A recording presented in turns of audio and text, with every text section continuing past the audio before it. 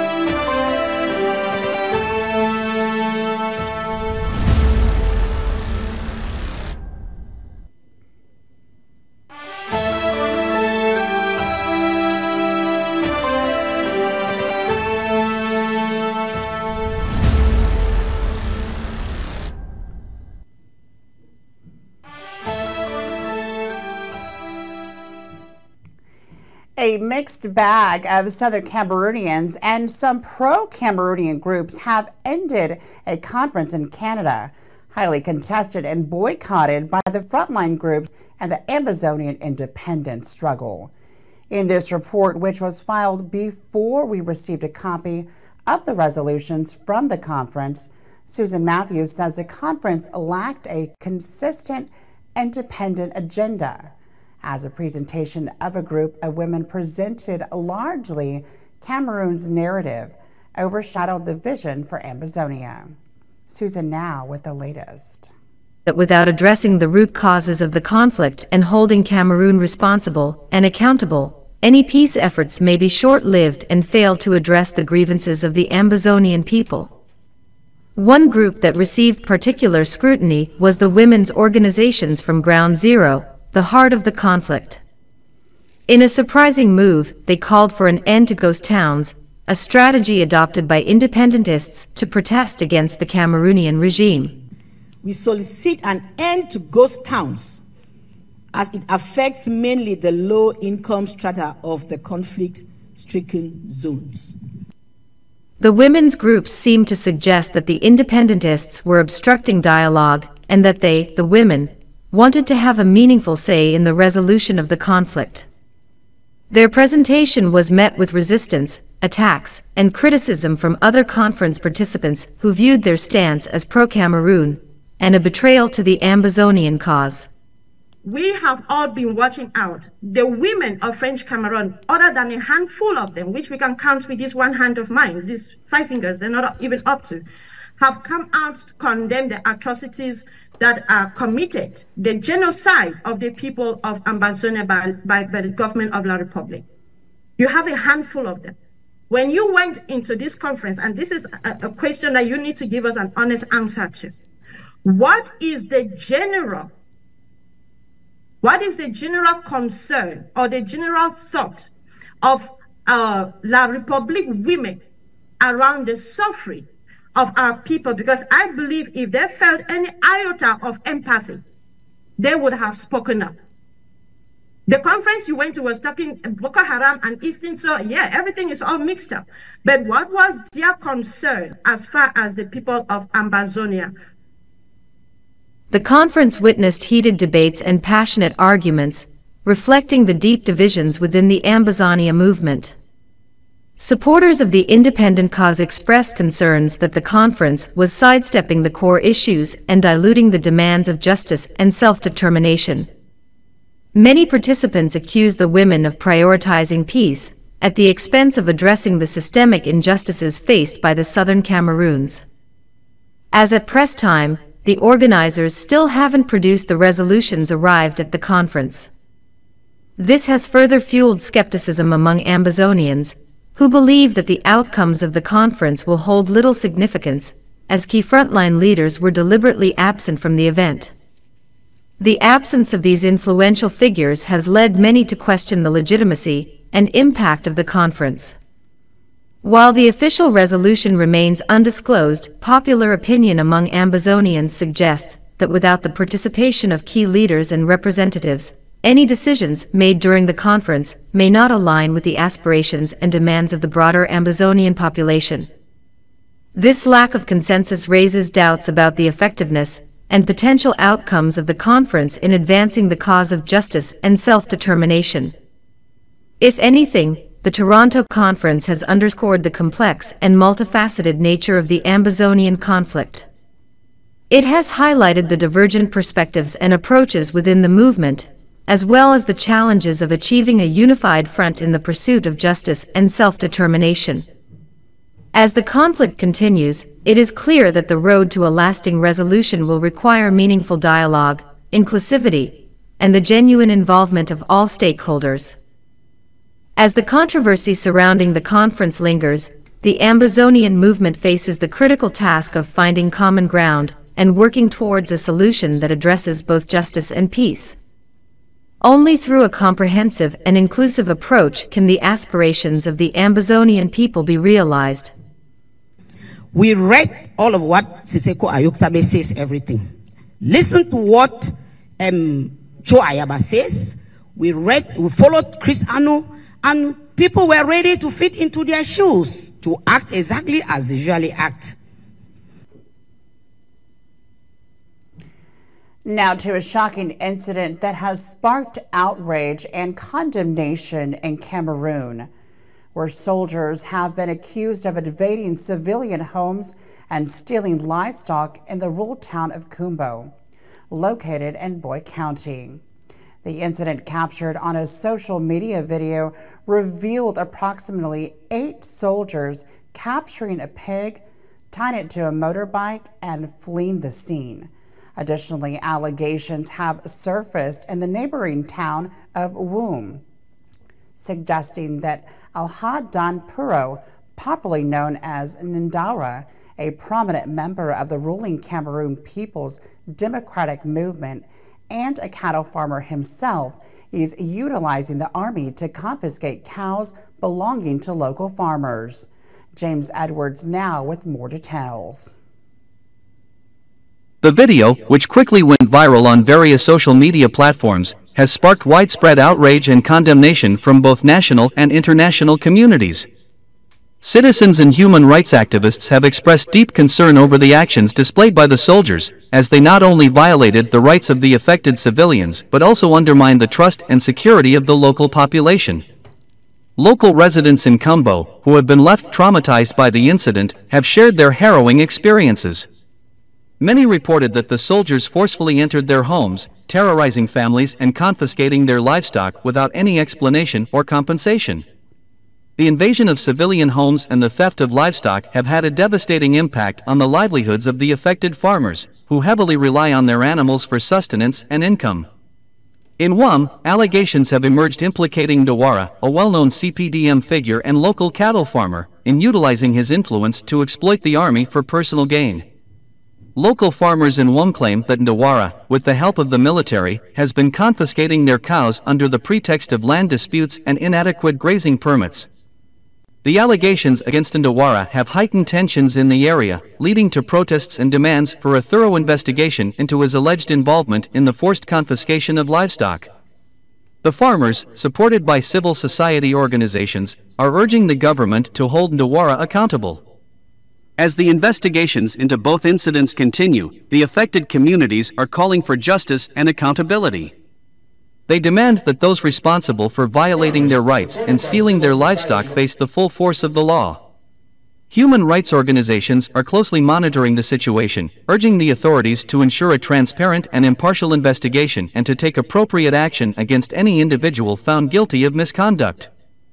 The incidents in Kumbo and the allegations against Ndawra highlight the need for the government to address issues of human rights abuses and corruption within its armed forces. Restoring trust between the military and civilians is paramount to maintaining peace and stability. The situation in Kumbo and Wam serves as a reminder of the challenges faced by the Cameroonian authorities in maintaining law and order in Ambazonia. The ongoing conflict between Ambazonia and government forces has created a volatile environment, with reports of human rights abuses and violence on both sides. Efforts to address the root causes of the conflict, promote dialogue, and find a peaceful resolution have been stalled. However, incidents like the invasion of civilian homes and the alleged exploitation of the military for personal gain only exacerbate tensions and hinder progress towards a lasting solution. Restoring trust between the military and civilians is paramount to maintaining peace and stability. The situation in Kumbo and Wam serves as a reminder of the challenges faced by the Cameroonian authorities in maintaining law and order in Ambazonia. The ongoing conflict between Ambazonia and government forces has created a volatile environment, with reports of human rights abuses and violence on both sides. Efforts to address the root causes of the conflict, promote dialogue, and find a peaceful resolution have been stalled. However, incidents like the invasion of civilian homes and the alleged exploitation of the military for personal gain only exacerbate tensions and hinder progress towards a lasting solution. ABS can help you reach your target audience like never before. Advertising on ABS, you'll benefit from our extensive reach and dedicated viewership. We offer special advertising packages during primetime slots and popular shows. You'll also be featured on our social media platforms, reaching an even wider audience. Don't miss out on this opportunity. Take your business to the next level. Contact our advertising team at absafricatv@gmail.com.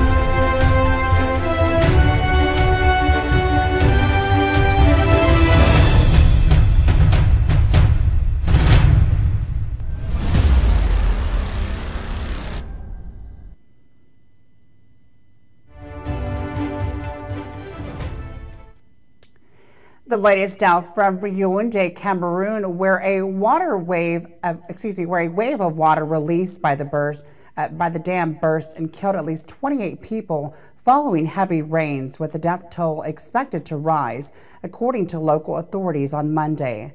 Julian Kelly now with more.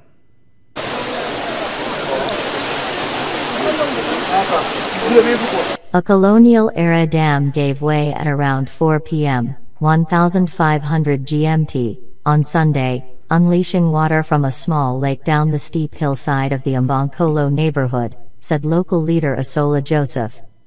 The deluge swept away a large chunk of hillside, destroying homes and burying the area in debris and mud.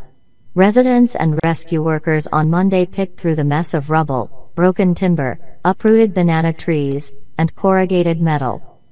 The search is on, but we can say the situation is under control, Communications Minister René Emmanuel Sadi said at the site. 28 people died and more than 20 had been injured, he said. Among the dead were children attending a birthday party. A reporter at the scene saw 5 bodies being carried away and some 30 destroyed houses.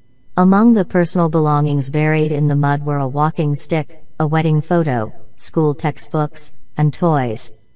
Visiting the site, Territorial Administration Minister Paul Atonganyi said the buildings in the area had been constructed in a high-risk zone and warned the death toll would likely rise.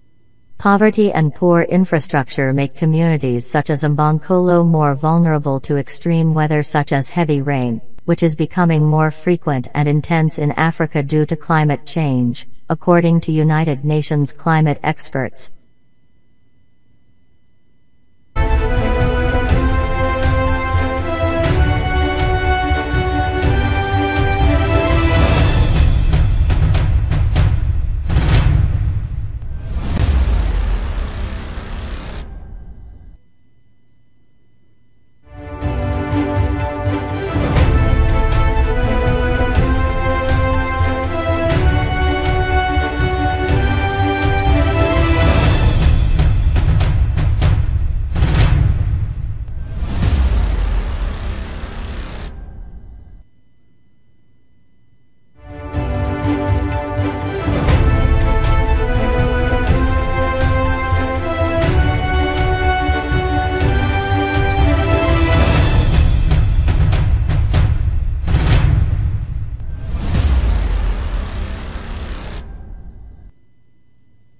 Now to Nigeria, where a police officer was sentenced to death on Monday for hanging and shooting a lawyer back in 2022.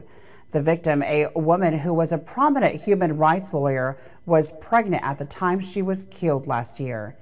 Hanson McCartney with the latest details. A Lagos State High Court in Nigeria, on Monday sentenced to death by hanging a police officer convicted of shooting dead a pregnant female lawyer on Christmas Day in 2022.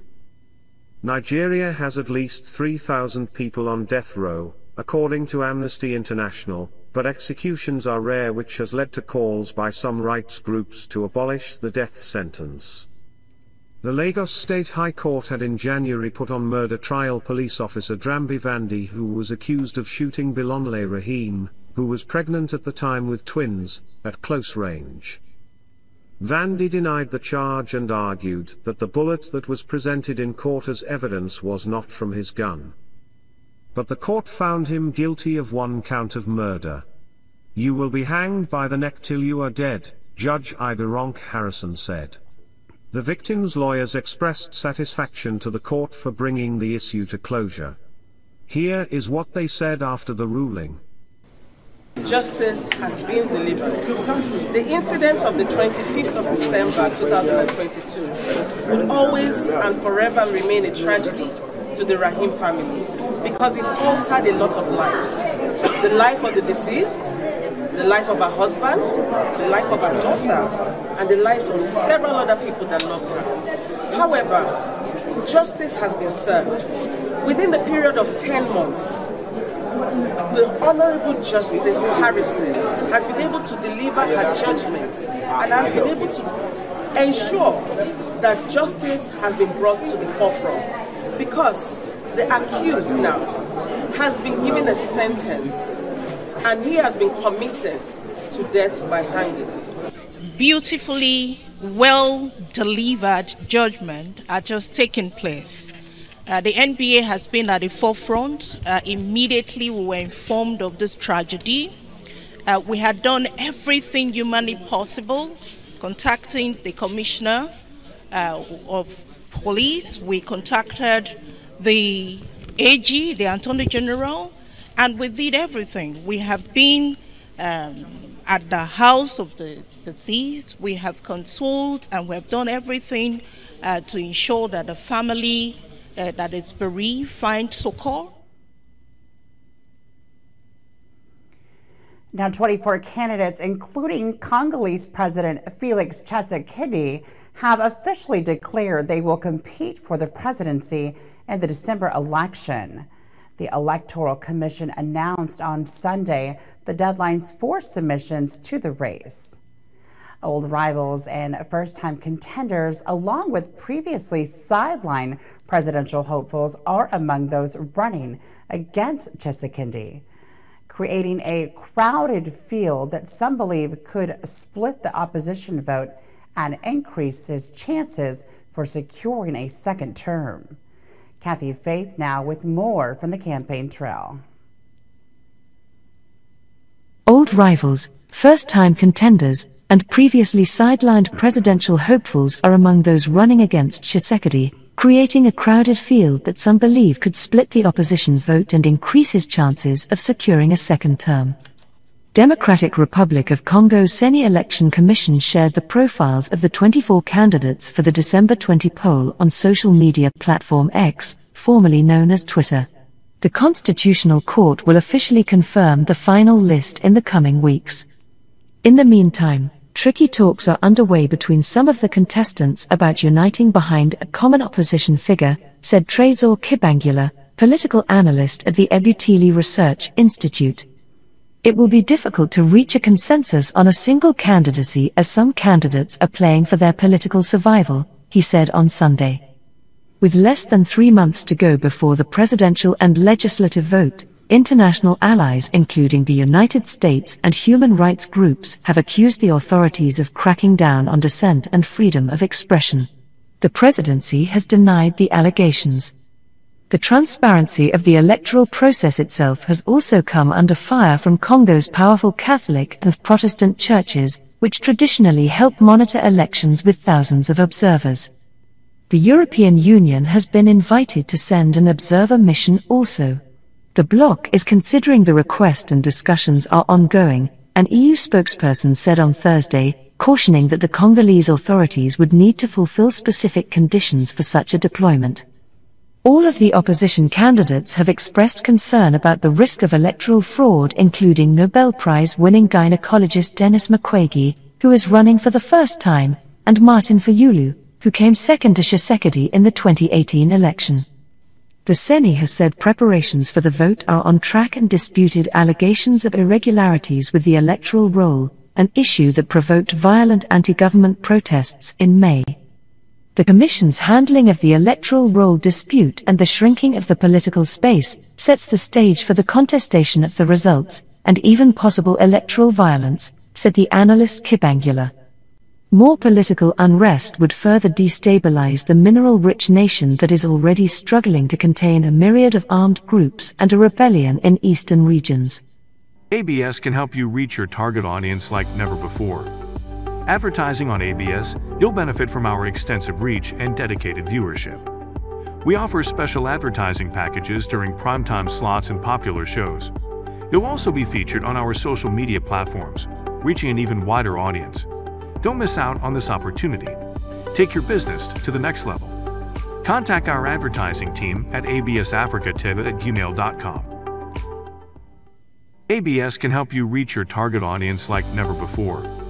Advertising on ABS, you'll benefit from our extensive reach and dedicated viewership. We offer special advertising packages during primetime slots and popular shows. You'll also be featured on our social media platforms, reaching an even wider audience. Don't miss out on this opportunity. Take your business to the next level.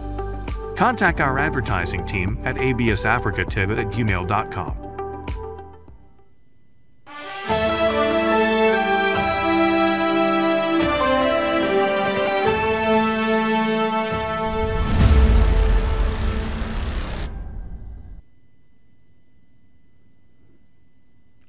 Ugandan opposition leader Bobi Wine was arrested at Entebbe International Airport near the capital of Kampala on Thursday. This as he returned to the country, according to his party, the National Unity Platform. The National Unity Platform stated on its social media posts that Wine was violently arrested upon his return to Uganda. John Johnson now with the latest. The party released videos showing several men grabbing Wine on the tarmac, while one of his associates repeatedly yells, "Where are you taking him?" Speaking to reporters outside his home later Thursday, Wine said that he is under house arrest. Wine said that as soon as he landed at Entebbe International Airport, near the capital of Kampala, goons grabbed him and put him into a waiting, private car that was packed with more than 15 people.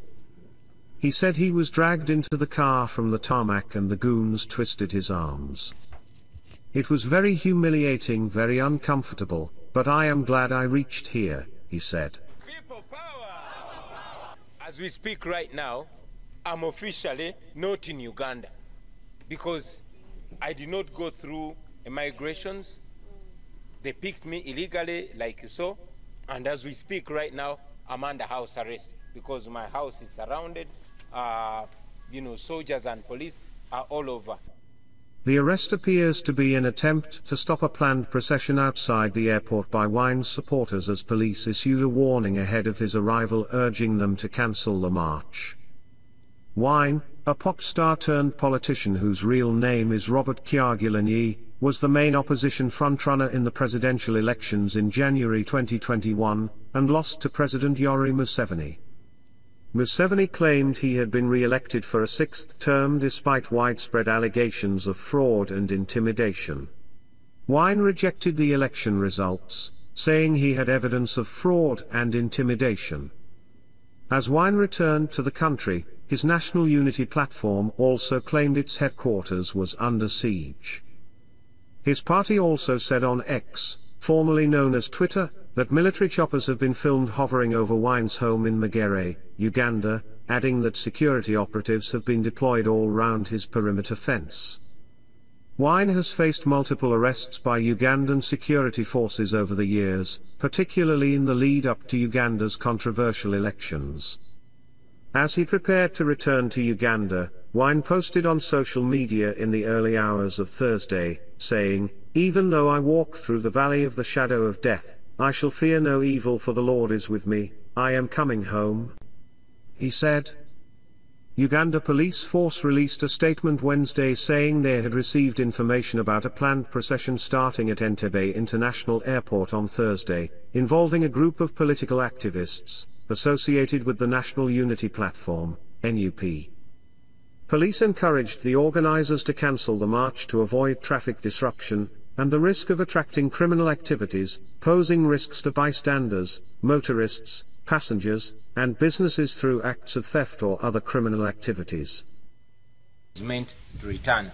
I want to thank you very much. All over the country, I've been seeing all people driving to Entebbe to receive me, those that stood on the roadside to receive me. I thank you very, very much.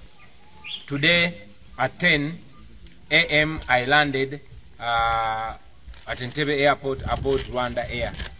Unfortunately, like all of you saw, as soon as I landed, goons grabbed me and dragged me, twisted my hands, and bundled me into a waiting private car. They drove me to the old airport where they pulled me out and then put me in a military car with many soldiers and police officers. More than 15 people were packed in that car. You know, it was very humiliating, it was very uncomfortable, but I'm glad I reached here. Now, days before the attack in Israel by Hamas, Iran's supreme leader called for the eradication of the Zionist regime, which he described as a cancer.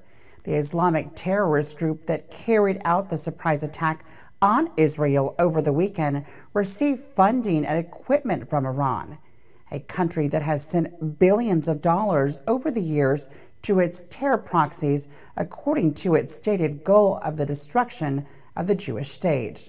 Chris Mike now with the latest details. On October 7, a military wing of Iran-backed Hamas launched an unprovoked attack on Israel, infiltrating the country. The gunmen rampaged for hours, gunning down civilians in towns, along highways, and at a techno music festival being held in the desert near Gaza. More than 900 individuals, including 12 Americans, are estimated to have been killed, with thousands injured, and an undetermined number of citizens and soldiers abducted, according to Israeli media. "We thank the Islamic Republic of Iran who provided us with weapons, money, and other equipment," a spokesperson of IQB says in a video clip being shared on social media. "He gave us missiles to destroy Zionist fortresses and helped us with standard anti-tank missiles." It is unclear when the statement was made. The Hamas attack followed just days after Iran's supreme leader, Imam Sayyid Ali Khamenei, called for violence against Israel. Imam Khomeini once described the usurper Zionist regime as a cancer, he said in an October 3 post on X, formerly known as Twitter. "This cancer will definitely be eradicated at the hands of the Palestinian people." IQB shared video clips on October 7 showing several of its fighters inside Israeli military sites. It's the largest and best-equipped Hamas group operating in Gaza and has taken part in several wars against Israel. Iran uses Hamas, which is based in the Gaza Strip, to launch attacks against Israel. With Tehran's help, Hamas has built a long network of underground tunnels in the region and under the Israel-Gaza border to conceal weapons as well as house kidnapped Israeli civilians. Saleh al-Aruri, deputy chief of Hamas's political bureau, told the media in an interview that enough Israeli soldiers were captured from the October 7 attack to force Israeli authorities to free all Palestinian prisoners it has in custody. "Our detainees in Israeli prisons, their freedom is looming large," he said. "What we have in our hands will release all our prisoners. The longer fighting continues, the higher the number of prisoners will become." Iranian leaders who are extremely hostile towards Israel and have vowed repeatedly to wipe the country off the map, have hosted numerous meetings in the past few months, calling for renewed and united action against Israel, according to Washington-based research nonprofit Foundation for Defense of Democracies. Following the Hamas attack on Israel, Hezbollah, another Iran-backed militant group in Lebanon, targeted Israeli military positions in the disputed Sheba Farms region, stating that the action was taken in solidarity with the Palestinian people. The Israel Defense Forces, IDF, responded by attacking Hezbollah targets in Lebanon. On October 7, Hezbollah said that it was in direct contact with leaders of resistance groups in Palestine, calling Hamas's attack in Israel a decisive response to Israel's continued occupation and a message to those seeking normalization with Israel, according to Reuters. Hamas's attack, which led Israel to declare that it's at war, complicates U.S. efforts to broker a deal between Saudi Arabia and Israel. In a statement following the attack, Saudi Arabia took a pro-Palestinian approach, stating that the situation in the region might escalate as a result of the continued occupation, the deprivation of the Palestinian people of their legitimate rights, and the repetition of systematic provocations against its sanctities, according to the Times of Israel. Just Hilterman, Middle East director of the International Crisis Group, told Barron's in an interview that the Hamas attack may have partly been triggered due to concern about looming further marginalization of the Palestinian cause in Palestinian eyes should Saudi-Israel normalization take place. With Israel responding forcefully, Arab states may feel obligated to take a harder stance against Israel to support public sentiment, he said. Meanwhile, a statement by the Chinese regime about the attack has irked Israeli officials. The Chinese Foreign Ministry on October 7 urged the two parties to remain calm, insisting that resolving the conflict may require implementing the two-state solution and establishing an independent state of Palestine, according to Reuters. In response, Yuval Wachs, a senior official at the Israeli embassy in Beijing, said that they expected to see from China stronger condemnation of Hamas. When people are being murdered, slaughtered in the streets, this is not the time to call for a two-state solution, Mr. Wachs said.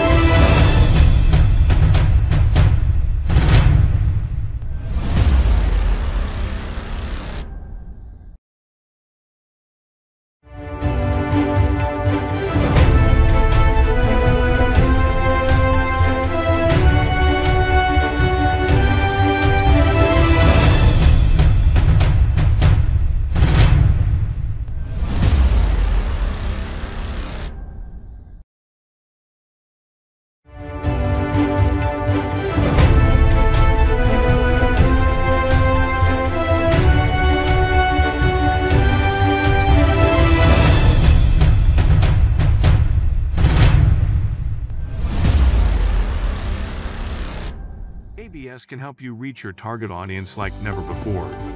Advertising on ABS, you'll benefit from our extensive reach and dedicated viewership. We offer special advertising packages during primetime slots and popular shows. You'll also be featured on our social media platforms, reaching an even wider audience. Don't miss out on this opportunity. Take your business to the next level.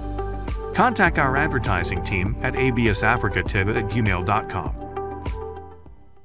ABS can help you reach your target audience like never before. Advertising on ABS, you'll benefit from our extensive reach and dedicated viewership. We offer special advertising packages during primetime slots and popular shows. You'll also be featured on our social media platforms, reaching an even wider audience. Don't miss out on this opportunity. Take your business to the next level. Contact our advertising team at absafricatv@gmail.com. ABS can help you reach your target audience like never before. Advertising. And that is our broadcast for today. We thank you so much for watching us. And you can always catch up with the latest on breaking news with these stories and more by subscribing to ABS TV on Roku TV, and YouTube. Thank you for watching.